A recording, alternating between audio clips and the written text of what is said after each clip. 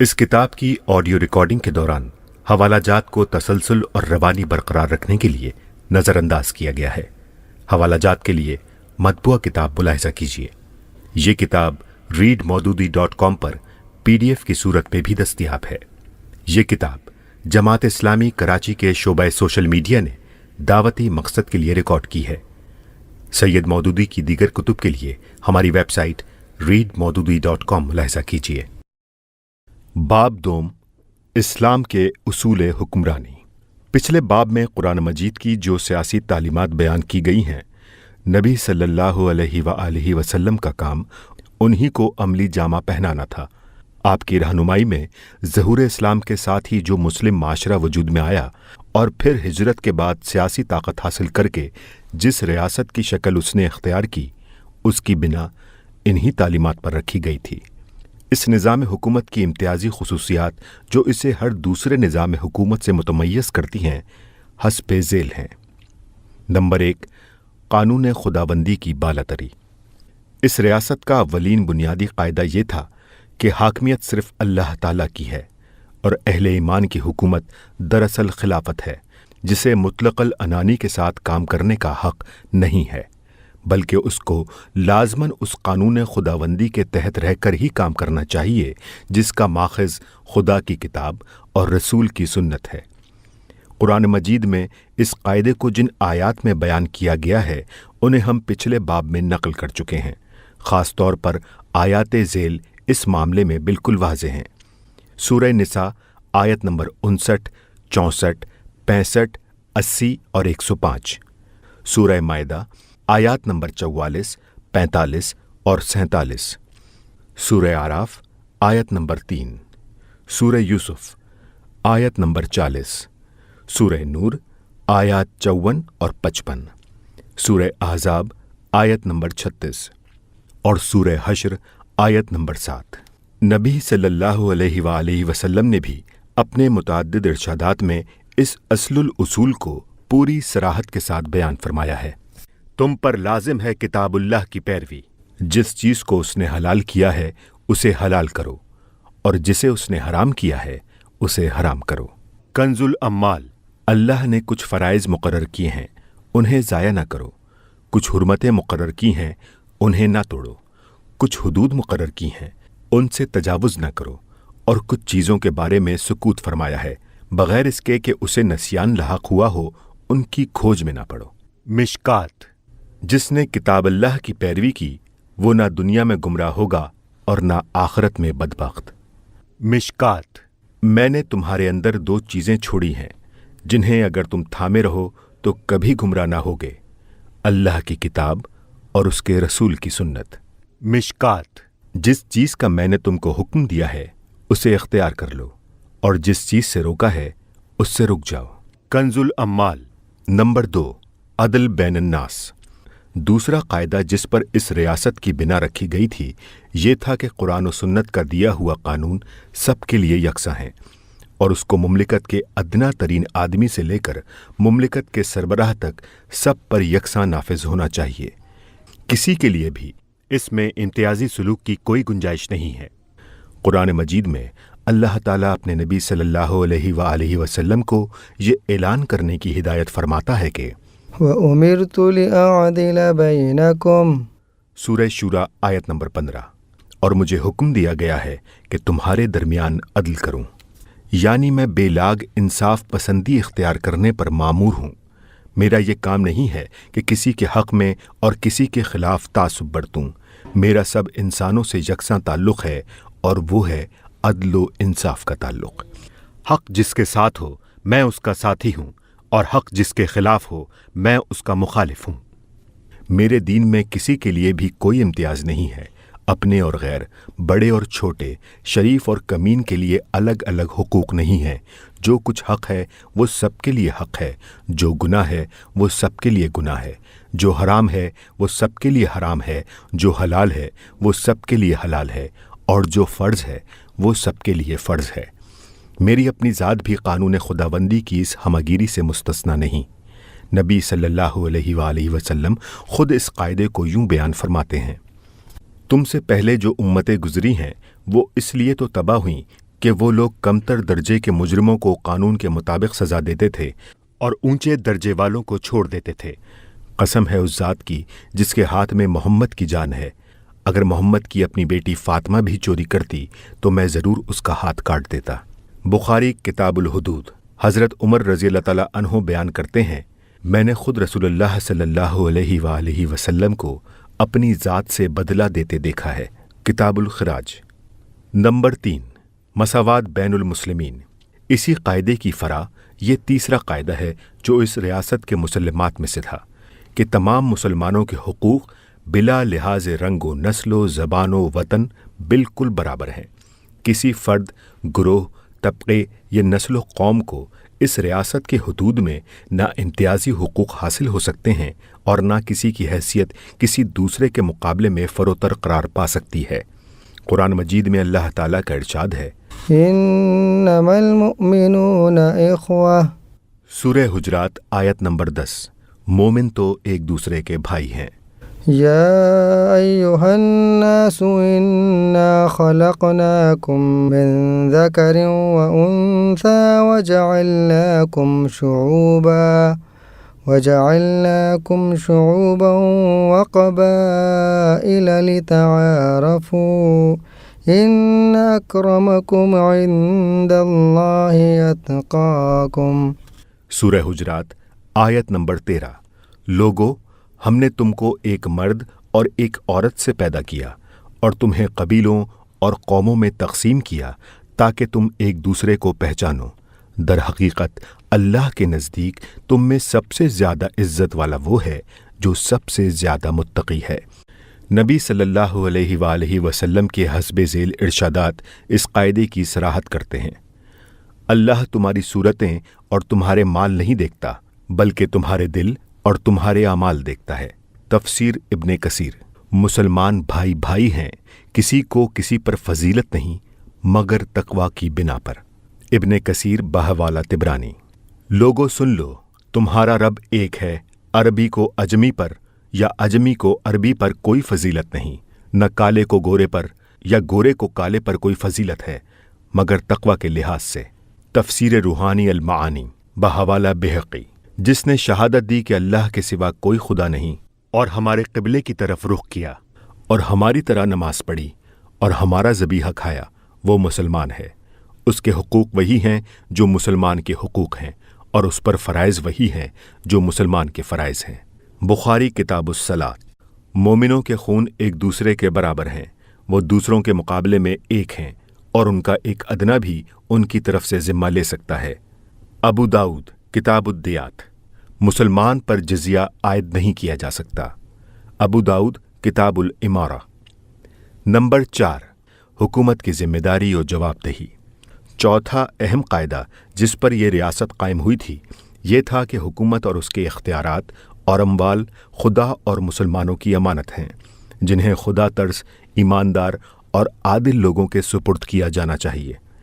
اس امانت میں کسی شخص کو منمانے طریقے پر یا نفسانی اغراض کے لیے تصرف کرنے کا حق نہیں ہے، اور جن لوگوں کے سپرد یہ امانت ہو وہ اس کے لیے جواب دہ ہیں۔ قرآن مجید میں اللہ تعالیٰ کا ارشاد ہے، ان اللہ یأمرکم ان تؤدوا الامانات الى اہلها وإذا حکمتم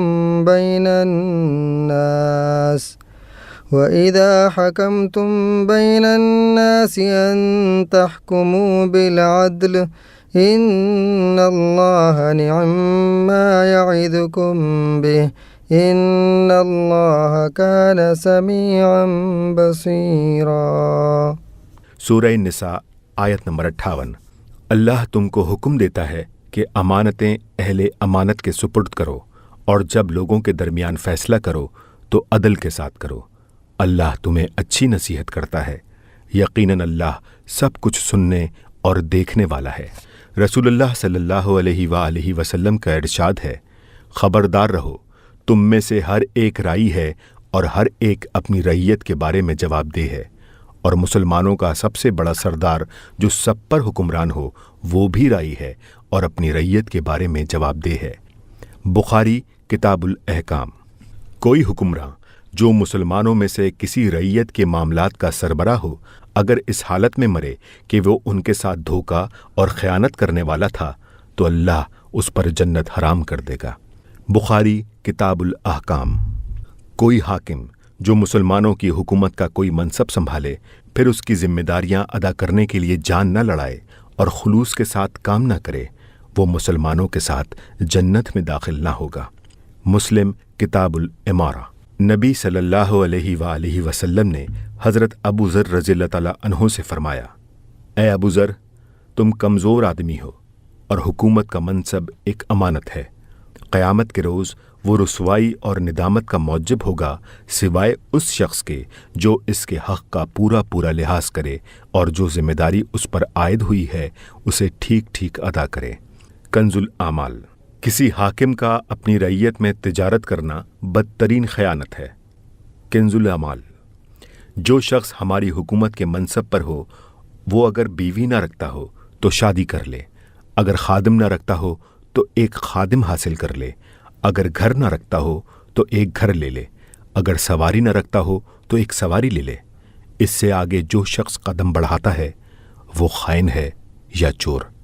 کنز الاعمال۔ حضرت ابو بکر صدیق رضی اللہ تعالیٰ عنہ فرماتے ہیں، جو شخص حکمراں ہو اس کو سب سے زیادہ بھاری حساب دینا ہوگا اور وہ سب سے زیادہ سخت عذاب کے خطرے میں مبتلا ہوگا، اور جو حکمران نہ ہو اس کو ہلکا عذاب دینا ہوگا، اور اس کے لیے ہلکے عذاب کا خطرہ ہے، کیونکہ حکام کے لیے سب سے بڑھ کر اس بات کے مواقع ہیں کہ ان کے ہاتھوں مسلمانوں پر ظلم ہو، اور جو مسلمانوں پر ظلم کرے وہ خدا سے غداری کرتا ہے۔ کنز الاعمال۔ حضرت عمر رضی اللہ تعالیٰ عنہ کہتے ہیں، دریائے فرات کے کنارے ایک بکری کا بچہ بھی اگر ضائع ہو جائے تو مجھے ڈر لگتا ہے کہ اللہ مجھ سے باز پرس کرے گا۔ کنز الاعمال۔ نمبر 5، شورا۔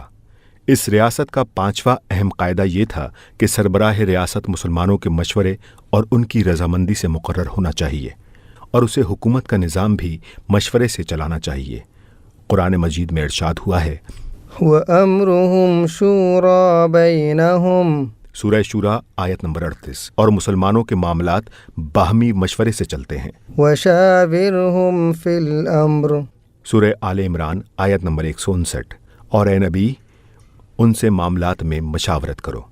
حضرت علی رضی اللہ تعالیٰ عنہ کا بیان ہے کہ میں نے رسول اللہ صلی اللہ علیہ وآلہ وسلم کی خدمت میں عرض کیا کہ اگر آپ کے بعد ہمیں کوئی ایسا معاملہ پیش آئے جس کے متعلق نہ قرآن میں کوئی حکم ہو اور نہ آپ سے ہم نے کچھ سنا ہو تو ہم کیا کریں؟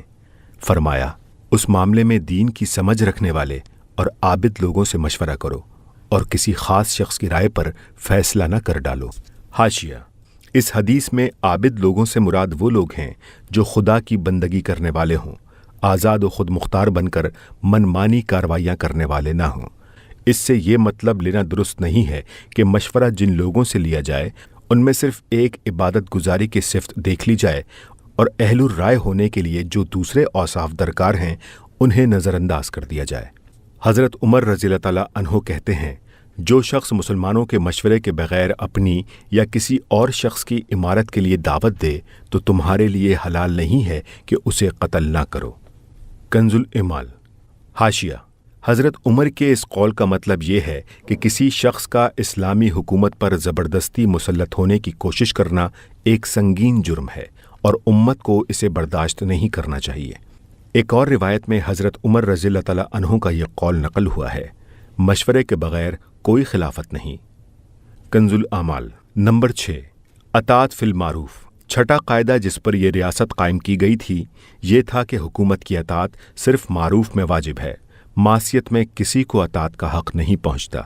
دوسرے الفاظ میں اس قاعدے کا مطلب یہ ہے کہ حکومت اور حکام کا صرف وہی حکم ان کے ماتحتوں اور رعیت کے لیے واجب الاطاعت ہیں جو قانون کے مطابق ہو۔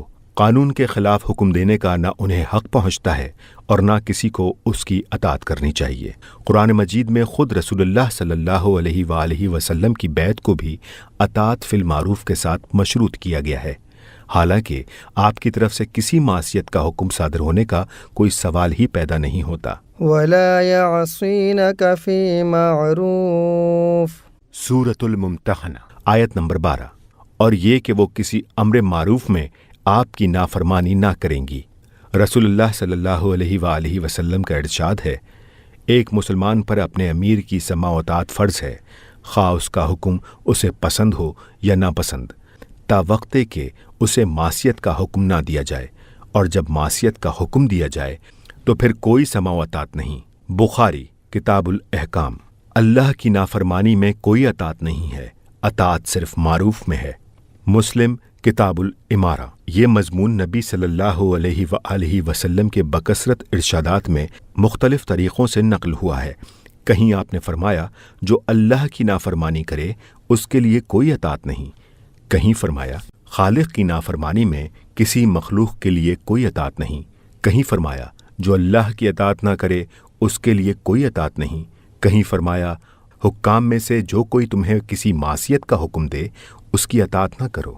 کنز الاعمال۔ حضرت ابو بکر رضی اللہ تعالیٰ عنہ اپنے ایک خطبے میں فرماتے ہیں، جو شخص محمد صلی اللہ علیہ وآلہ وسلم کی امت کے معاملات میں سے کسی معاملے کا ذمہ دار بنایا گیا اور پھر اس نے لوگوں کے درمیان کتاب اللہ کے مطابق کام نہ کیا، اس پر اللہ کی لعنت۔ کنز الاعمال۔ اسی بنا پر خلیفہ ہونے کے بعد انہوں نے اپنی پہلی ہی تقریر میں یہ اعلان کر دیا تھا کہ میری اطاعت کرو جب تک میں اللہ اور اس کے رسول کی اطاعت کرتا رہوں، اور جب میں اللہ اور اس کے رسول کی نافرمانی کروں تو میری کوئی اطاعت تم پر نہیں ہے۔ حضرت علی رضی اللہ تعالیٰ عنہ فرماتے ہیں، مسلمانوں کے فرما روا پر یہ فرض ہے کہ وہ اللہ کے نازل کردہ قانون کے مطابق فیصلہ کرے اور امانت ادا کرے۔ پھر جب وہ اس طرح کام کر رہا ہو تو لوگوں پر یہ فرض ہے کہ اس کی سنیں اور مانیں، اور جب انہیں پکارا جائے تو لبیک کہیں۔ ایک مرتبہ حضرت علی رضی اللہ تعالیٰ عنہ نے اپنے خطبے میں اعلان فرمایا، میں اللہ کی فرما برداری کرتے ہوئے تم کو جو حکم دوں اس کی اطاعت تم پر فرض ہے، خواہ وہ حکم تمہیں پسند ہو یا ناپسند، اور جو حکم میں تمہیں اللہ کی نافرمانی کرتے ہوئے دوں تو معصیت میں کسی کے لیے اطاعت نہیں۔ اطاعت صرف معروف میں ہے، اطاعت صرف معروف میں ہے، اطاعت صرف معروف میں ہے، اطاعت صرف معروف میں ہے۔ نمبر 7، اقتدار کی طلب و حرص کا ممنوع ہونا۔ یہ قاعدہ بھی اس ریاست کے قواعد میں سے تھا کہ حکومت کے ذمہ دارانہ مناصب کے لیے عموماً اور خلافت کے لیے خصوصاً وہ لوگ سب سے زیادہ غیر موزوں ہیں جو خود عہدہ حاصل کرنے کے طالب ہوں اور اس کے لیے کوشش کریں۔ قرآن مجید میں اللہ تعالیٰ کا ارشاد ہے، تلك الدار الآخرة نجعلها للذين لا يريدون علوا في الأرض ولا فسادا۔ سورہ قصص آیت نمبر 83۔ وہ آخرت کا گھر ہم ان لوگوں کو دیں گے جو زمین میں نہ اپنی بڑائی کے طالب ہوتے ہیں اور نہ فساد برپا کرنا چاہتے ہیں۔ نبی صلی اللہ علیہ وآلہ وسلم کا ارشاد ہے، باخدا ہم اپنی اس حکومت کا منصب کسی ایسے شخص کو نہیں دیتے جو اس کا طالب یا اس کا حریص ہو۔ بخاری کتاب الاحکام۔ تم میں سب سے بڑھ کر خائن ہمارے نزدیک وہ ہے جو اسے خود طلب کرے۔ ابو داؤد کتاب الامارہ۔ ہم اپنی حکومت میں کسی ایسے شخص کو عامل نہیں بناتے جو اس کی خواہش کرے۔ کنز الاعمال۔ عبد الرحمن بن سمرہ رضی اللہ تعالیٰ عنہ سے حضور صلی اللہ علیہ وآلہ وسلم نے فرمایا، اے عبد الرحمن بن سمرہ، امارت کی درخواست نہ کرو، کیونکہ اگر وہ تمہیں مانگنے پر دی گئی تو خدا کی طرف سے تم کو اسی کے حوالے کر دیا جائے گا، اور اگر وہ تمہیں بے مانگے ملی تو خدا کی طرف سے تم کو اس کا حق ادا کرنے میں مدد دی جائے گی۔ حاشیہ۔ اس مقام پر کسی کو یہ شبہ نہ ہو کہ اگر یہ اسلام کا اصول ہے تو پھر حضرت یوسف نے مصر کے بادشاہ سے حکومت کا منصب کیوں مانگا تھا؟ دراصل حضرت یوسف کسی مسلمان ملک اور اسلامی حکومت میں نہیں بلکہ ایک کافر ملک اور کافر حکومت میں تھے۔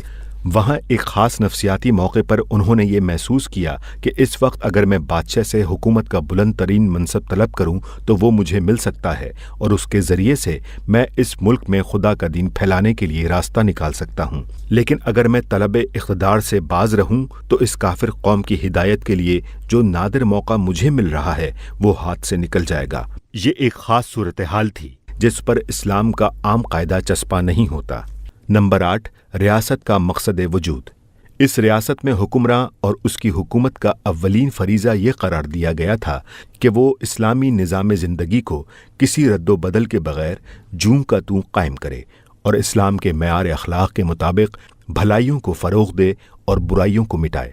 قرآن مجید میں اس ریاست کا مقصد وجود یہ بیان کیا گیا ہے کہ الذین ان مکناہم فی الارض اقاموا الصلاة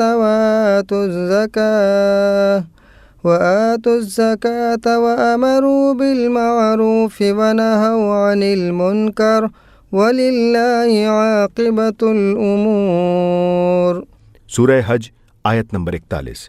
یہ وہ لوگ ہیں جنہیں اگر ہم زمین میں اقتدار بخشیں تو وہ نماز قائم کریں گے اور وہ زکوٰۃ دیں گے اور نیکی کا حکم دیں گے اور بدی سے روکیں گے، اور یہی قرآن کی روح سے امت مسلمہ کا مقصد وجود بھی ہے۔ وَكَذَلِكَ جَعَلْنَاكُمْ أُمَّةً وَسَطًا لِتَكُونُوا شُهَدَاءَ عَلَى النَّاسِ وَيَكُونَ الرَّسُولُ عَلَيْكُمْ شَهِيدًا۔ سورہ بقرہ آیت نمبر 143۔ اور اس طرح ہم نے تم کو ایک بیچ کی امت یا راہ اعتدال پر قائم رہنے والی امت بنا دیا تاکہ تم لوگوں پر گواہ ہو اور رسول تم پر گواہ۔ كنتم خير أمة أخرجت للناس تأمرون بالمعروف وتنهون عن المنكر وتؤمنون بالله۔ سورہ آل عمران آیت نمبر 110۔ تم وہ بہترین امت ہو جسے لوگوں کی اصلاح و ہدایت کے لیے نکالا گیا ہے، تم نیکی کا حکم دیتے ہو اور بدی سے روکتے ہو اور اللہ پر ایمان لاتے ہو۔ علاوہ بری جس کام پر محمد صلی اللہ علیہ وآلہ وسلم اور آپ سے پہلے کے تمام انبیاء مامور تھے، وہ قرآن مجید کی روح سے یہ تھا ان اقیموا الدین ولا تتفرقوا فیہ۔ سورہ شورى آیت نمبر 13۔ دین کو قائم کرو اور اس میں متفرق نہ ہو جاؤ۔ غیر مسلم دنیا کے مقابلے میں آپ صلی اللہ علیہ وآلہ وسلم کی ساری جد و جہد صرف اس غرض کے لیے تھی یکون الدین کلہ للہ۔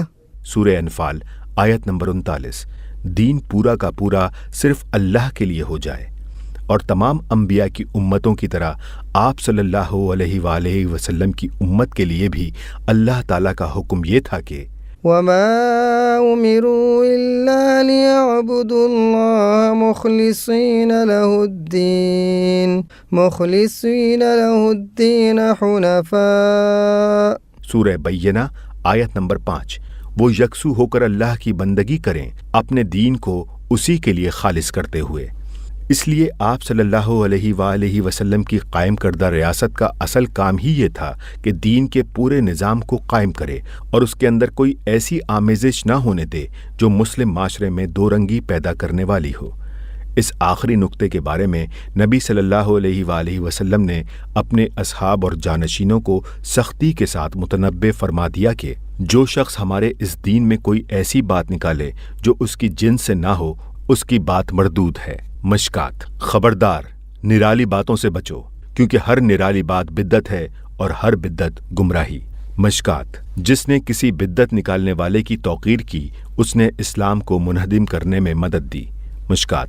اسی سلسلے میں آپ کا یہ ارشاد بھی ہمیں ملتا ہے کہ 3 آدمی خدا کو سب سے زیادہ ناپسند ہیں، اور ان میں سے ایک وہ شخص ہے جو اسلام میں جاہلیت کا کوئی طریقہ چلانا چاہے۔ مشکات۔ نمبر 9، امر بالمعروف و نہی عن المنکر کا حق اور فرض۔ اس ریاست کے قواعد میں سے آخری قاعدہ جو اس کو صحیح راستے پر قائم رکھنے کا ضامن تھا، یہ تھا کہ مسلم معاشرے کے ہر فرد کا نہ صرف یہ حق ہے بلکہ یہ اس کا فرض بھی ہے کہ کلمہ حق کہے، نیکی اور بھلائی کی حمایت کرے، اور معاشرے یا مملکت میں جہاں بھی غلط اور ناروا کام ہوتے نظر آئیں ان کو روکنے میں اپنی امکانی حد تک پوری کوشش صرف کر دے۔ قرآن مجید کی ہدایات اس باب میں یہ ہیں: وَتَعَاوَنُوا عَلَى الْبِرِّ وَالتَّقْوَى وَلَا تَعَاوَنُوا عَلَى الْإِثْمِ وَالْعُدْوَانِ۔ سورہ مائدہ آیت نمبر 2۔ نیکی اور تقوی میں تعاون کرو اور گناہ اور زیادتی میں تعاون نہ کرو۔ یا ایہا الذین آمنوا اتقوا اللہ وقولوا قولا سدیدا۔ سورہ احزاب آیت نمبر 70۔ اے لوگو جو ایمان لائے ہو، اللہ سے ڈرو اور درست بات کہو۔ يا أيها الذين آمنوا كونوا قوامين بالقسط شهداء لله ولو على أنفسكم أو الوالدين والأقربين۔ سورہ النساء آیت نمبر 135۔ اے لوگو جو ایمان لائے ہو، انصاف پر قائم رہنے والے اور اللہ کے لیے گواہی دینے والے بنو، خواہ تمہاری گواہی خود تمہارے اپنے خلاف یا تمہارے والدین یا قریبی رشتہ داروں کے خلاف پڑے۔ المنافقون والمنافقات بعضهم من بعض يأمرون بالمنكر وينهون عن المعروف والمؤمنون والمؤمنات بعضهم أولياء بعض يأمرون بالمعروف وينهون عن المنكر۔ سورہ توبہ آیات نمبر 67 تا 70۔ منافق مرد اور عورتیں ایک تھیلی کے چٹے بٹے ہیں، وہ برائی کا حکم دیتے اور بھلائی سے روکتے ہیں، اور مومن مرد اور مومن عورتیں ایک دوسرے کے ساتھی ہیں، وہ بھلائی کا حکم دیتے اور برائی سے روکتے ہیں۔ قرآن میں اہل ایمان کی امتیازی صفت یہ بیان کی گئی ہے کہ وہ الآمرون بالمعروف والناہون عن المنکر والحافظون لحدود اللہ۔ سورہ توبہ آیت نمبر 112۔ نیکی کا حکم دینے والے، بدی سے منع کرنے والے اور اللہ کے حدود کی حفاظت کرنے والے ہیں۔ نبی صلی اللہ علیہ وآلہ وسلم کے ارشادات اس معاملے میں یہ ہیں: تم میں سے کوئی شخص برائی دیکھے، اسے چاہیے کہ اس کو ہاتھ سے بدل دے، اگر ایسا نہ کر سکے تو زبان سے روکے، اگر یہ بھی نہ کر سکے تو دل سے برا سمجھنے اور روکنے کی خواہش رکھے، اور یہ ایمان کا ضعیف ترین درجہ ہے۔ مسلم کتاب الایمان۔ پھر ان کے بعد نالائق لوگ ان کی جگہ آئیں گے، کہیں گے وہ باتیں جو کریں گے نہیں، اور کریں گے وہ کام جن کا انہیں حکم نہیں دیا گیا ہے۔ پس جو ان کے خلاف ہاتھ سے جہاد کرے وہ مومن ہے، اور جو ان کے خلاف زبان سے جہاد کرے وہ مومن ہے، اور جو ان کے خلاف دل سے جہاد کرے وہ مومن ہے، اور اس سے کمتر ایمان کا ذرہ برابر بھی کوئی درجہ نہیں ہے۔ مسلم کتاب الایمان۔ سب سے افضل جہاد ظالم حکمران کے سامنے انصاف کی یا حق کی بات کہنا ہے۔ ابو داؤد کتاب الملاحم۔